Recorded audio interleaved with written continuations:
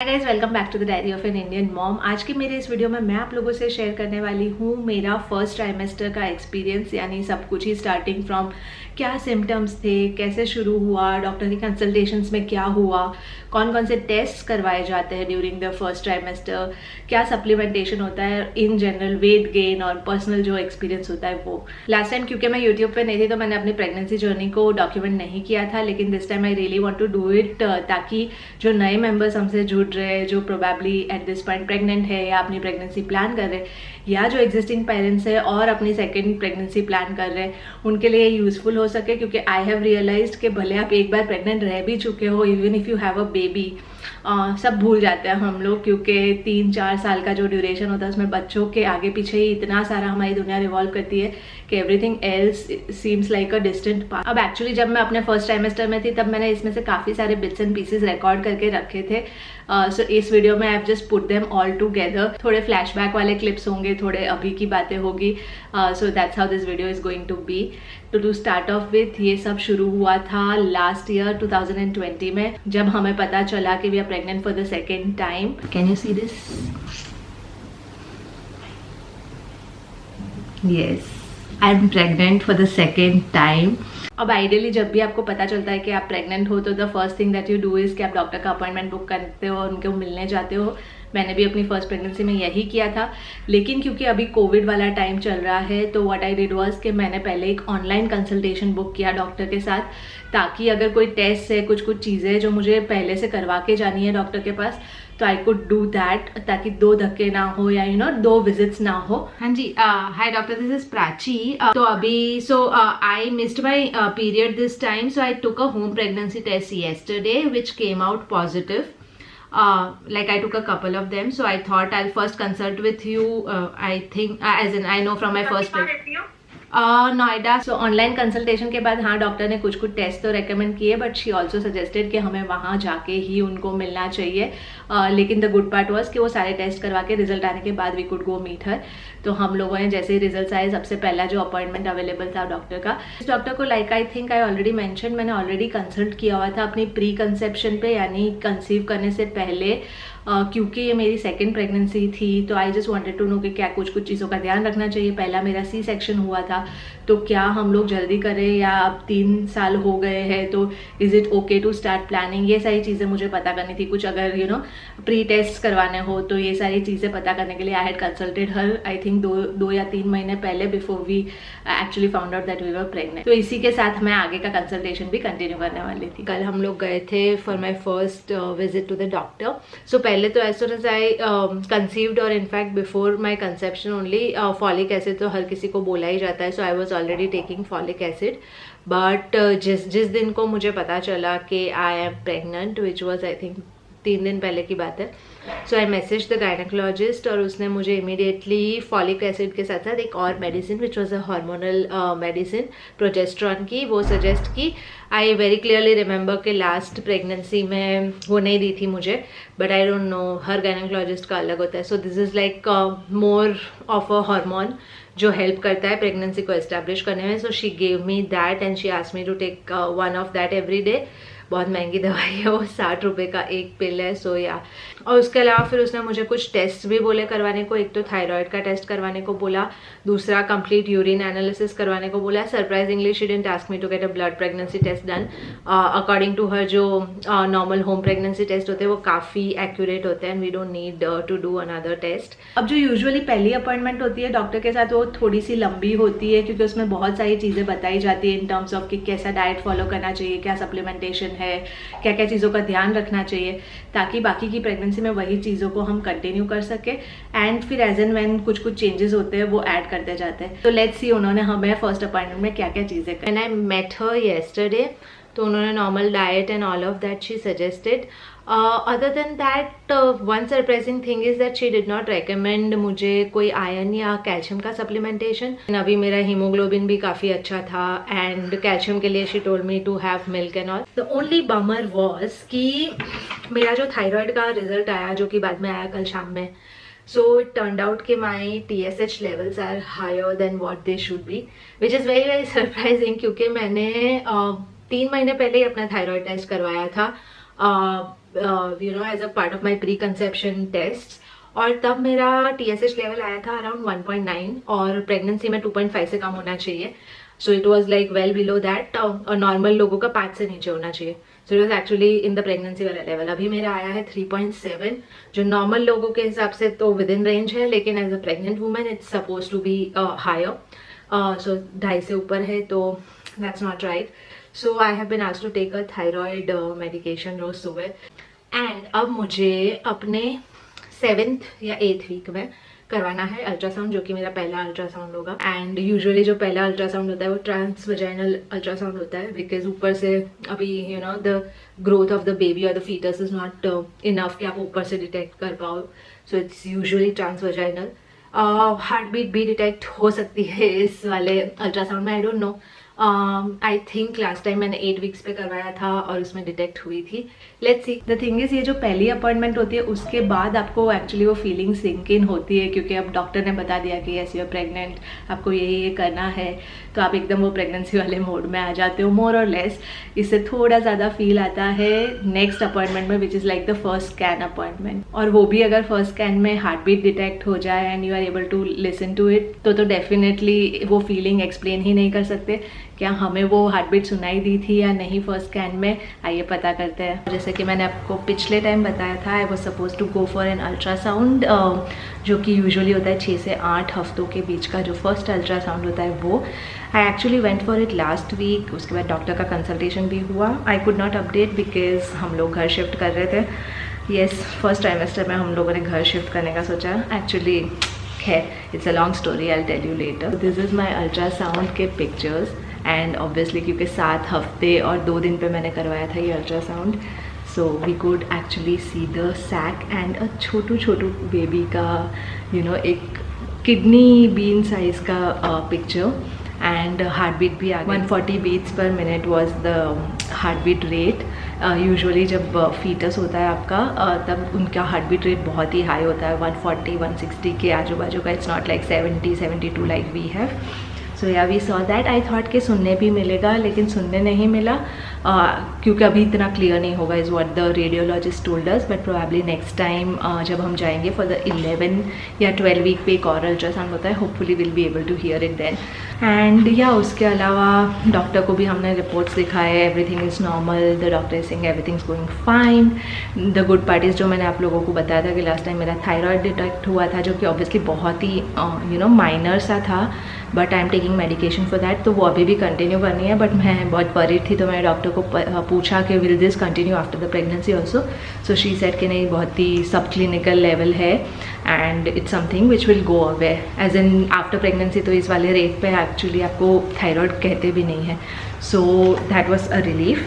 अब स्कैन और doctors appointment के अलावा भी एक चीज़ है, नॉट सो गुड चीज़, जिसकी वजह से आपको फील होना शुरू हो जाएगा अराउंड दिस टाइम कि आप प्रेग्नेंट हो, वो है सिम्टम्स। एंड खास करके फर्स्ट ट्राइमेस्टर के symptoms. If you been pregnant या आपने किसी से सुना है तो यू वुड नो कि फर्स्ट ट्राइमेस्टर के symptoms are not the best symptoms to have, लेकिन it's a part of it. So what can we do. अब धीरे धीरे मुझे सिम्टम्स लास्ट 2 हफ्ते से आने लगे। एक तो ऑब्वियसली एक्सट्रीम टायर्डनेस, यानी बहुत ज़्यादा टायर्डनेस होती है मुझे। मैं रात को एग्जैक्टली 1 मिनट के अंदर सो जाती हूँ।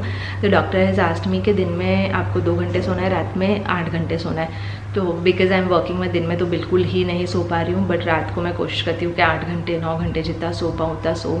सो as soon as I lie down I just like sleep. और सुबह उठते ही ना ऐसे होता है मेरा, मैं 7 साढ़े 7 को उठती हूँ, बाई 11-11:30 होता है कि मुझे इतनी नींद आने लगती है फिर से। So tiredness is one thing जो मैं नोटिस कर रही हूँ ऑब्वियसली। उसके अलावा ऑब्वियसली फर्स्ट ट्राइमेस्टर में नॉजिया ना हो ऐसा तो हो नहीं सकता। So nausea is another thing. Thankfully ऐसा नहीं है मुझे कि मैं थ्रो अप कर रही हूँ बहुत ज़्यादा, यानी I do throw up, but हफ्ते में 2 या 3 बार is when I actually throw up. But उसके अलावा पूरा दिन मुझे नॉजिया फील होता रहता है, यानी खाने की स्मेल से मेरा एपेटाइट ऑलमोस्ट 0 हो गया है, यानी I am hardly able to eat anything.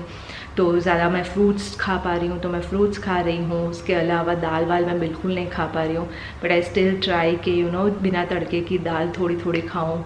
Salad खा पा रही हूँ तो सैलड खाऊँ, मैं चावल खा पा रही हूँ तो मैं कोशिश करती हूँ कि कढ़ी चावल टाइप का कुछ खाऊँ या उसमें थोड़ी सी सब्ज़ी ऐड करके खा लूँ। So those are the things which I am eating. दूध से मुझे बहुत ज़्यादा प्रॉब्लम हो रहा है, यानी दूध पीने के बाद मेरे को 1 घंटे तक इतना बुरा फील होता है। And most of the days when I throw up is after actually drinking milk.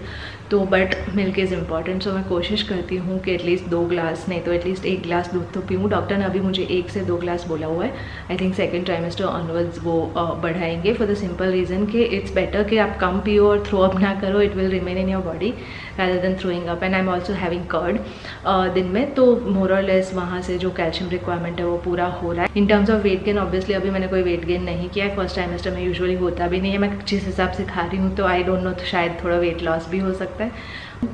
सो या मोर और लेस ये सारे सिम्टम्स हैं। एक तरह से देखा जाए तो जो मेरी फर्स्ट प्रेगनेंसी थी तो उसमें भी मोर और लेस यही सिम्टम्स थे, लेकिन उसमें ना मेरे नौजिया से रिलेटेड बहुत सारे और इश्यूज़ हुए थे। जैसे कि whenever I used to throw up, I used to have nose bleeds, यानी मेरे नाक से खून निकलता था, विच वॉज़ वेरी नॉर्मल, क्योंकि क्या होता है कि आपके जो ब्लड वेसल्स होते हैं वो डायलेट हो जाते हैं इस टाइम पे, यू नो, थिन हो जाती है, उसकी जो लाइनिंग होती है वो, so they break very easily. और नोज़ के तो वैसे भी बहुत ही थिन होते हैं। So I use to have a lot of nose bleeds.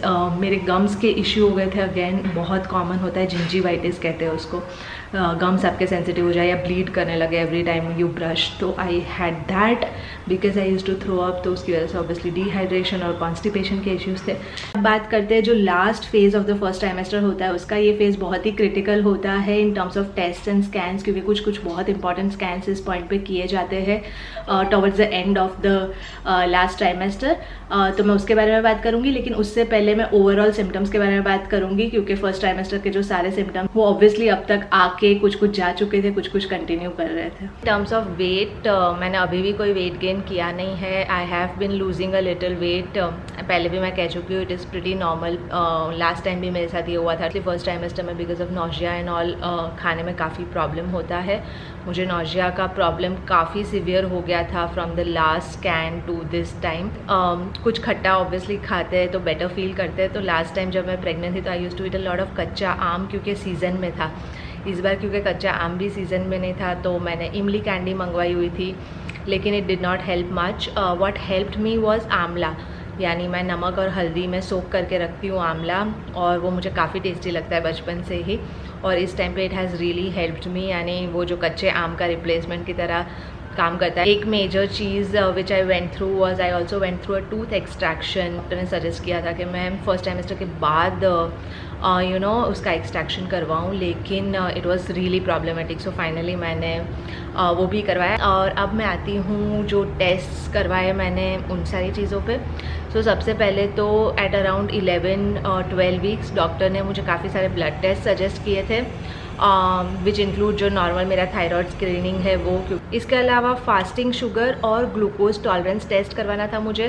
Fasting sugar तो जो नॉर्मल आप सबको पता है ब्लड टेस्ट होता है खाली पेट पे, वो होता है। जो ग्लूकोज टॉलरेंस टेस्ट होता है वो यूजुअली इसलिए करवाया जाता है प्रेगनेंसी में, क्योंकि अगर किसी को जेस्टेस्टिनल डायबिटीज़ हो, बहुत सारे लोगों को प्रेगनेंसी के ड्यूरेशन में because of all the hormonal shifts and all diabetes develop हो जाता है। यानी नॉर्मल केस में अगर उनको डायबिटीज़ ना भी हो तो only for that period of pregnancy वो हो जाता है। It's got nothing to do with their sugar levels and all, वो हार्मोन्स की वजह से बहुत बार यू नो हमारा बॉडी ग्लूकोज को टॉलरेट नहीं कर पाता, तो उस हिसाब से that can develop and that can be a risky situation. Risky in the sense उसमें you will have to you know then take care of a few things. तो यूजुअली डॉक्टर स्क्रीनिंग करते हैं अगर उनको लगता है कुछ डाउटफुल। तो आई थिंक मेरे केस में because it's a second pregnancy इसलिए किया था, लास्ट टाइम तो नहीं करवाया था मेरा।